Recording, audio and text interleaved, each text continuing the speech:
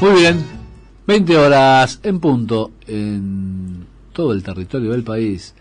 La temperatura es de 27 grados 8 décimas, pero hay una sensación térmica de 29,1. Todavía mucho calor en la ciudad de Buenos Aires. Teníamos previsto hacer el micro Antártida Argentina. Todavía no lo hemos dado de baja, pero tenemos dificultades para comunicarnos con el invitado, así que si no lo podemos hacer, es probable que el micro pase para la semana próxima.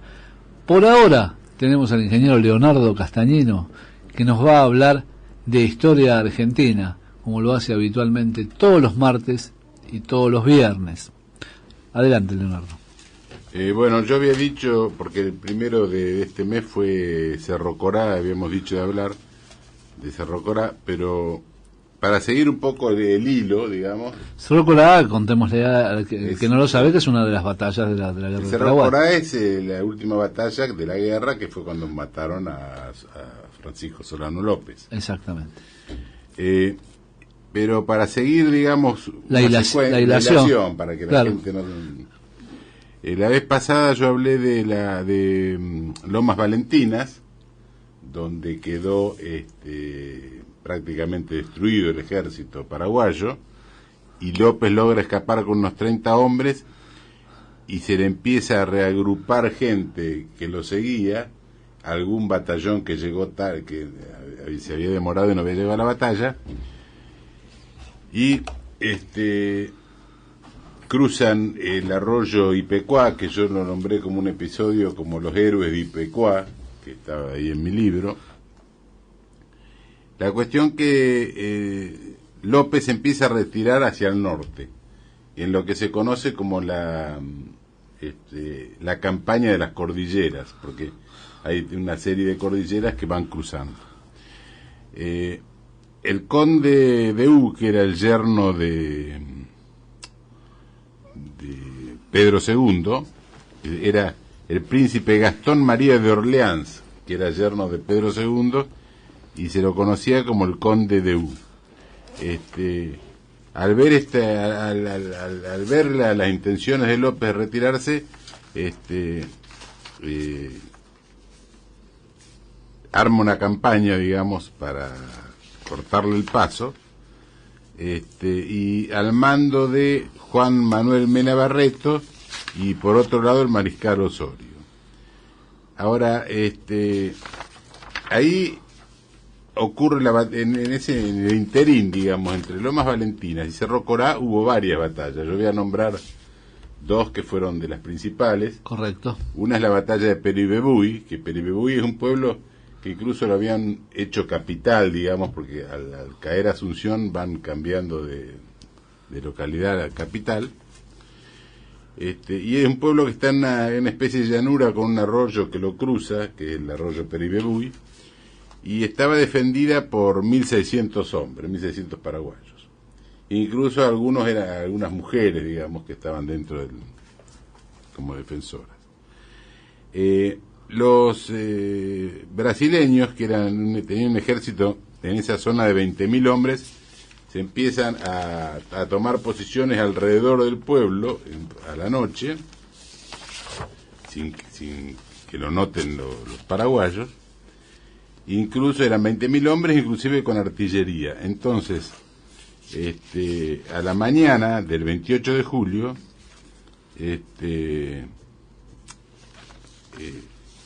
o sea, había bruma en el pueblo y no se veía, digamos, no se veía las lomas, o sea, no tenían visibilidad entre ambos, ¿no? Los paraguayos estaban tocando una marcha, para iniciar el día, y cuando se disipa un poco la bruma, empieza un cañoneo impresionante sobre Peribebuy, y atacan el pueblo hasta que lo toman. Dice que quedó el arroyo Peribebuy quedó rojo de sangre de la cantidad de gente que murió. Ya al final de la batalla incluso se habían quedado sin munición, entonces cargaban los cañones con pólvora y piedras, vidrio, arena, lo que tuvieran a mano, hasta que cae los brasileños cerca de mediodía toman la plaza. El conde Edu fue muy vengativo ahí, porque cayeron algunos oficiales importantes, digamos, de los brasileños. Entonces Edu toma venganza y hace degollar al comandante de la plaza, al mayor Mariano Gómez, que los había tomado prisioneros, y a unos cuantos prisioneros más. Incluso después incendia el hospital de sangre, que estaba lleno de mujeres y niños. No solamente lo incendia, sino que cierra las puertas para que se mueran todos los que estaban adentro. El historiador Juan José Chiavenato, en un libro que se llama Genocidio Americano de la Guerra de Paraguay, que incluso yo lo transcribí en el libro mío, hace esta descripción. Dice: manteniendo en su interior los enfermos, en su mayoría jóvenes y niños, el hospital en llamas quedó cercado por las tropas brasileras, que, cumpliendo las órdenes de ese loco príncipe, empujaban a punta de bayoneta dentro de las llamas los enfermos que milagrosamente intentaban salir de la fogata. No se conoce en la historia de América del Sur, por lo menos, ningún crimen de guerra más hediondo que ese. Incluso hay un testimonio ahí que da una persona que se llama Hilario Amarilla, que era jefe de artillería de Peribebuy, y dice que en un momento, enseguida que tomó la plaza, se presentó ante el conde Edu, se presentó un oficial paraguayo, que dice que era una persona alta, rubia, de maneras muy correctas, Sí. y Edu lo empezó a interrogar, a ver cómo había sido la batalla, y como este oficial le contestó bien, tuvo como una conversación con él, hasta que en un momento llegó un oficial brasilero y le dijo que no podían ubicar al jefe de la plaza. Entonces el oficial rubio, alto, que estaba hablando con Edu, le dijo: el comandante caballero jefe de la plaza soy yo. Entonces ahí dice que Edu se dio media vuelta y lo mandó fusilar. Incluso lo fusilaron, o lo mataron, lo asesinaron torturándolo, porque dice que lo estiraron entre dos cañones. Fue una muerte muy... Amablemente. Sí. Como era tan amable... Después de esa derrota de Peribebuy, vino también la batalla de Costañú, que fue el 16 de agosto de 1869. En esa batalla se iba retirando. ¿Qué pasó? López había dividido el ejército, que no era muy numeroso, pero lo había dividido en una vanguardia que iba al mando del general Rasquín, y otra en la retaguardia que iba a las órdenes del general Caballero, Bernardino Caballero. Iban avanzando hacia el norte, pasan por varios pueblos, pasan por Caraguatay y otras localidades, hasta que llegan a un lugar, a una zona que se llama Acostañú. Ahora, ¿qué pasó? Este caballero, que venía en la vanguardia, traía una marcha lenta, porque venía con todos los bagajes del ejército, con los bueyes o animales de tiro muy flacos. Entonces fueron alcanzados por el ejército brasilero, que estaba al mando del general Cámara, y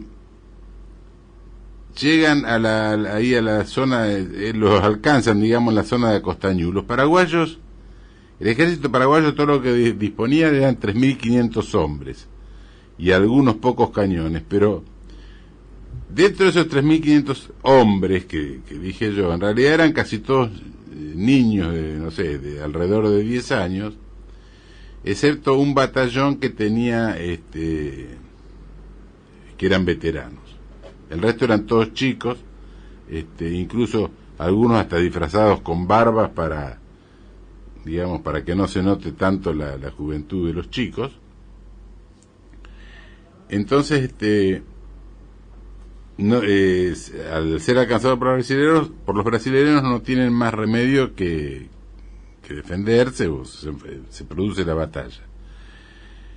Al mando de los veteranos estaban Moreno y Franco, que a pesar de la desventaja que tenía, porque estaban menos armados y con mucho menos gente, se defendieron hasta último momento. El conde de U incluso manifiesta la inferioridad de los paraguayos cuando dice: nuestros fusiles a lo minué llevaban la muerte hasta a sus reservas, al paso que nuestros soldados más avanzados poco perjuicio sufrían. Porque claro, los brasileños tenían fusiles estriados de más alcance, en cambio los paraguayos tenían fusiles más antiguos de arma lisa, que tenían muy poco alcance. Bueno, ahí en Acostañú hay una serie de refriegas con artillería, con las tropas brasileras que lo superaban ampliamente. Los veteranos esos quedan totalmente desaparece, digamos, el batallón ese de veteranos. En todas estas intervenciones no había no había argentinos, digamos. No, en estos dos casos no, por eso eran solo los brasileños, que eran muchísimos más. Claro, estaban divididos los dos ejércitos a pesar de ser aliados, ¿no? Chiavenato lo describe así, dice: porque llegó un momento que al exterminarse, al quedarse sin hombres veteranos, quedaban nada más que los chicos para defenderse contra los brasileños, y además a ese ejército lo seguían las madres de los chicos que iban siguiendo al ejército. El mismo brasileño, José Chiavenato, lo describe así, dice: los niños de 6 a 8 años en el fragor de la batalla, despavoridos, se agarraban a las piernas de los soldados brasileños, llorando para que no los matasen, y eran degollados en el acto. Escondidos en la selva próxima, las madres observaban el desarrollo de la lucha. No pocas agarraban lanzas y llegaban a comandar un grupo de niños en la resistencia. El conde de U, un sádico en el comando de la guerra, después de la insólita batalla de Acostañú, cuando estaba terminada, al caer la tarde y las madres de los niños paraguayos salían de la selva para rescatar los cadáveres de sus hijos y socorrer los pocos sobrevivientes, el conde de U mandó incendiar la maleza, matando quemados a los niños y a sus madres. Su orden era matar hasta el feto del vientre de la madre. Esto es lo que describe un propio historiador brasileño. No solamente querían ganarle la guerra a Paraguay, sino querían exterminar a todo el pueblo. Después de Lomas Valentinas, que López alcanza a escapar, después lo acusan a Casillas, que era el jefe brasileño, el jefe en realidad de los aliados en ese momento. ¿Por qué no lo tomó prisionero y terminaba la guerra? Y entonces lo acusaban de que lo había dejado escapar para que el pueblo se reagrupe atrás del Solano López y matarlo. Y seguirlo mandando. Esta batalla, como yo dije, de Acostañú, que fue el 16 de agosto de 1869, se conmemora el Día del Niño Paraguayo, precisamente por esta batalla. Paciente Daniel Espínola del otro lado. Sí. Que es un niño paraguayo. Un niño paraguayo. Bueno, después de esta batalla viene la retirada del ejército, que van, digamos, hacia Cerro Corá. Y yo en el libro la llamo la caravana del infortunio, porque iban una caravana terrible, el sufrimiento que hubo, porque iban el mismo pueblo, la gente, los chicos, las madres, sin alimentos, a veces sin agua, iban cruzando cordilleras, comiendo a veces naranjas amargas de la selva, o algunos animales que alcanzaban a agarrar. Murieron muchísimos de hambre. Algunos dicen que hasta quedaban sentados en el camino hasta que se morían, digamos, de inanición. Oleari, que es un historiador paraguayo, lo describe así. Dice: el mariscal López marchaba solemnemente con la pesada cruz de su infortunio a cuestas, camino de Cerro Corá. Marchaba con todo su pueblo, llevando consigo a la patria, a suscribir con él después del último sacrificio. No era aquella la retirada de un ejército en derrota, era el viacrucis de toda una vida, viril nacionalidad que prefería los horrores del martirio a vivir con su heroico vencimiento. A través de los interminables caminos en medio de los bosques, sobre las altas cordilleras, se veían cruzar la larga caravana avanzando en silencio en pos de aquel hombre portentoso, gigantesca encarnación de nuestra raza. Sigue Oleari y dice: hambrientos, desnudos, lacerados por las inclemencias de la naturaleza, caminaban durante el día arrasados por el sol de fuego, y en las tibias noches a la clara luz de la luna caminaban también sin descanso bajo la serenidad de los cielos. Aquella ruta trágica quedó cubierta de cadáveres y el enemigo, al avanzar sobre nuestras huellas, lo hacían marchando sobre una blanca alfombra de huesos humanos.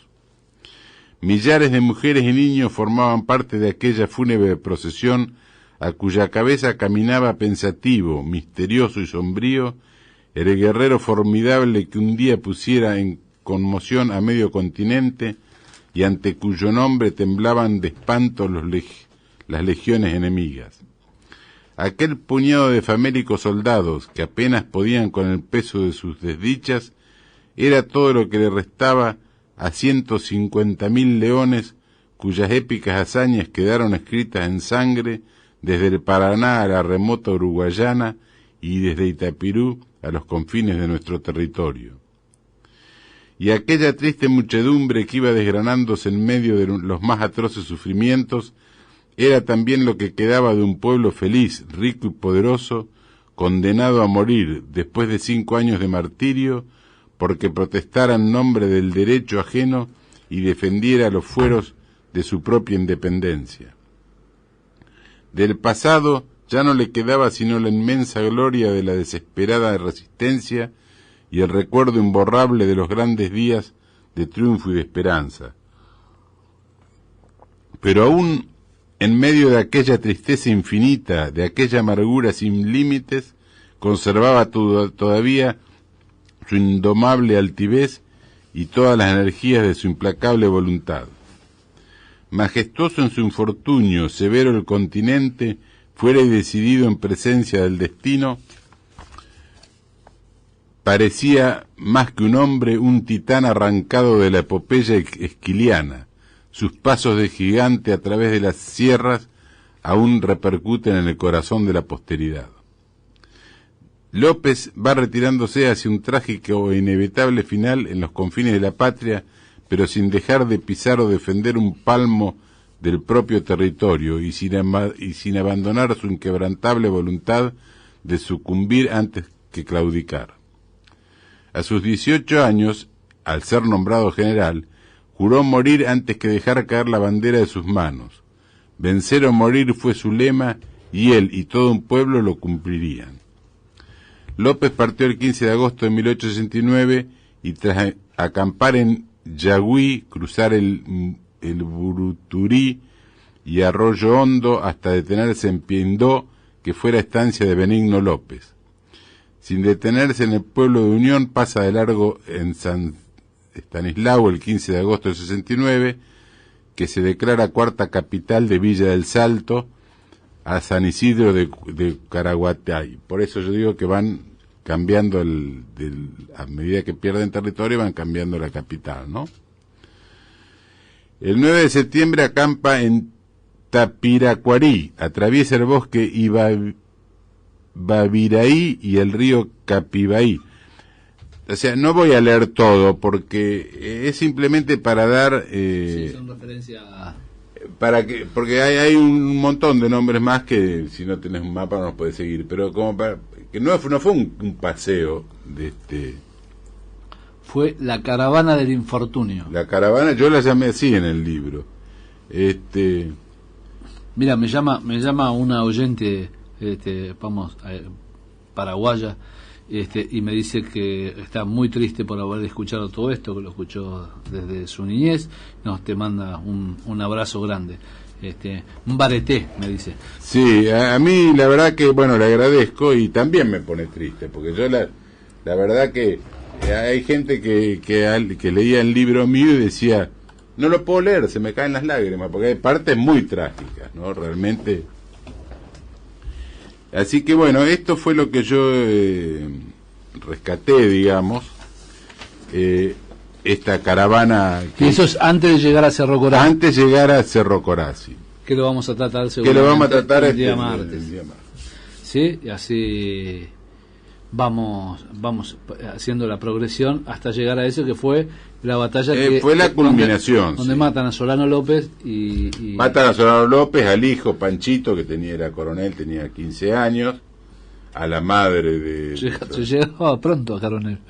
Se llegaba pronto a coronel en ese época. Y es que si no tenían cómo cubrirlo. Exactamente. Incluso el presidente de Paraguay fue hasta Coyoncurá, porque tenía un presidente. Y a López lo matan mal. Ahí hay un hecho curioso, que si querés te lo corto. Cuando muere López, la frase que se conoce es muero con mi patria. Pero en realidad dicen que la frase completa fue acá murió una civilización y ahora yo muero con mi patria. Pensaron que estaba desvariando López. Pero según dicen, y yo lo leí en un libro que la próxima vez que venga voy a traer la cita del autor y todo, que dice que los vikingos, según él, los vikingos vinieron a América en 1200 y pico, en 1280, 1300, que incluso fundaron la ciudad de, ¿cómo es esta ciudad peruana tan conocida? Machu Picchu. Después, cuando los incas avanzaron, se retiraron y se quedaron en Cerro Corá. Incluso el historiador hace unos trabajos de arqueología y descubre murallas y fuertes, incluso pinturas y signos celtas. O sea, de aquella época. Claro, o sea que dicen que entonces la frase de López, que dice acá murió una civilización, cobra sentido, porque precisamente hubo antes una civilización. Muy bien, Leonardo Castañino lo dice en Tiempo Nacional. A la vuelta vamos a refrescar cómo puede obtener usted los libros de Leonardo Castañino, incluso los audios de este mismo programa. Ahora vamos a escuchar los 20 de pizarra de la Quiniela de Montevideo del día de hoy. Adelante. La danza de la fortuna. Esta es una edición extra de la danza de la fortuna. Aquí están los 20 premios del sorteo nocturno de la Quiniela de Montevideo. Primer premio 535-535, segundo 457, tercero 328, cuarto 934, quinto 974, sexto 818, séptimo 780, octavo 154, noveno 732, décimo 641, décimo primero 865, décimo segundo 736, décimo tercero 413, décimo cuarto 666, triple 6, décimo quinto 018, décimo sexto 567, 67, décimo séptimo 830, décimo octavo 899, décimo noveno 396, vigésimo 588. El primero, reiteramos esta noche en la quiniela de Montevideo, 535-535. A los amigos de Tiempo Nacional el agradecimiento por permitirnos estar con la quiniela nocturna de Montevideo. Es que a partir del próximo domingo Uruguay y Argentina tendrán el mismo horario, por lo cual no habremos de coincidir con ustedes, amigos. Muchas gracias. La danza de la fortuna.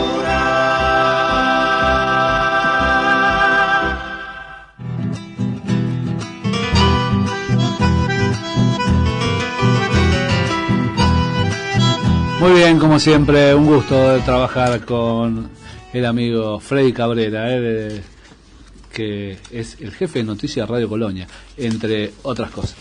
Vamos a continuar con el programa de Tiempo Nacional, pero vamos a contarle a la audiencia cómo puede obtener los libros del ingeniero Castañino, que tiene La Guerra del Paraguay, que es uno de los libros del cual está extrayendo todos estos comentarios que está haciendo en este último tramo del programa. Y también está lo de Juan Manuel de Rosas, La Ley y el Orden, y Juan Manuel de Rosas, Sombras y Verdades, más de quien inventó el dulce de leche. Todos esos libros usted los puede obtener o bien en la oficina de Rubén Giovannini, siempre hablando con Emilce, que los tiene ahí, es la bibliotecaria de Rubén, ahí del instituto, donde tiene los del ingeniero Castañino y otros títulos más. Algún día los vamos a traer y los vamos a nombrar acá, todos los libros que usted puede obtener ahí, y también mediante la página del ingeniero, que es www.lagazetafederal.com.ar, Gaceta con Z. Sí, yo que te quería aclarar, porque algunos incluso me han preguntado, pero vos sos paraguayo. No, yo no soy paraguayo. Lo que pasa es que Paraguay en ese momento, o antes, era parte de las provincias del Río de la Plata, y la guerra esa fue totalmente contra natura, porque el aliado natural de Argentina hubiera sido Paraguay para defenderse de Brasil o de los ingleses que estaban. Ingleses o franceses que andaban dando vuelta por acá. Lo que pasa que Mitre se vendió, viste, porque fue allá a llevar las banderas del liberalismo, que eso fue lo que lo declaró él explícitamente, y con la excusa de llevar la civilización, que los paraguayos eran más civilizados que nosotros, o a liberarlos del tirano. Si nadie le pidió que le saquen al tirano, los paraguayos no le pidieron nada, incluso lo consideraban tirano. Por eso, no, y por eso yo digo que yo no es que esté a favor de los paraguayos, es lo justo. Incluso hubo mucha gente,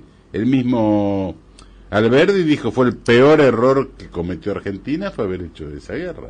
Guido Espano, Olegario Andrada, un montón de gente que se opuso. Donde no Felipe Varela, todo, hubo rebeliones y todo. Donde no solamente se venció militarmente a un pueblo, sino que se lo exterminó. Se lo exterminó. Paraguay se quedó sin hombres prácticamente. Mataron el 75% de la población, de toda.